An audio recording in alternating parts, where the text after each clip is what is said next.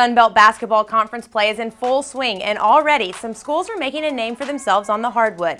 Catching up on women's hoops, UT Arlington, Troy, and Little Rock remain undefeated in conference play.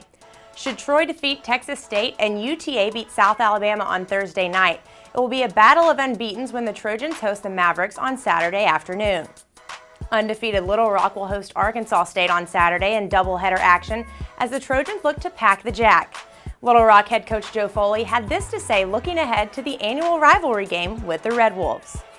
It's in-state. That's the biggest thing. We recruit some of the same kids, and like you say, we've been playing each other for years. So anytime you got an in-state team that's had as much competition against each other as we have, especially at the highest level, we've been competing for championships both of us for years. So it always makes it that much more intense when you're both winning.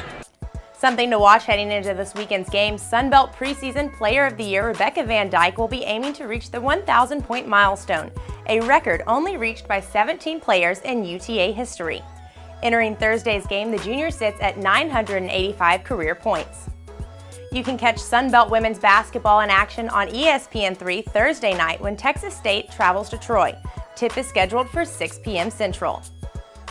Meanwhile, on the men's side, there's a lone leader atop the Sun Belt standings with Georgia Southern at 3-0. The Eagles will have their first league road test of the season on Saturday when they face Louisiana, followed by ULM on Monday. Televised games this weekend for Sun Belt Hoops include Saturday's game between UTA and Troy on ESPN3, followed by Texas State at Troy on Monday. It's time now for the Basketball Players of the Week, presented by First Bank & Trust. For the second time this season, Little Rock's Caitlin Pratt was named the Women's Basketball Player of the Week.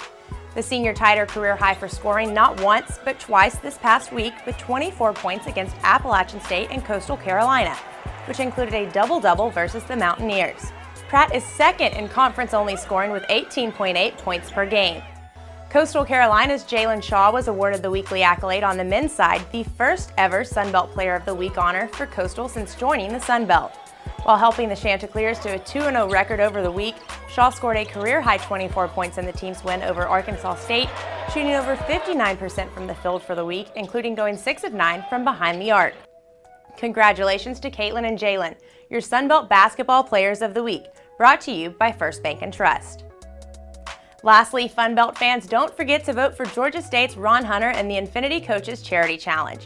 Hunter's goal is to raise $100,000 for Samaritan's Feet, and he can't do that without your help.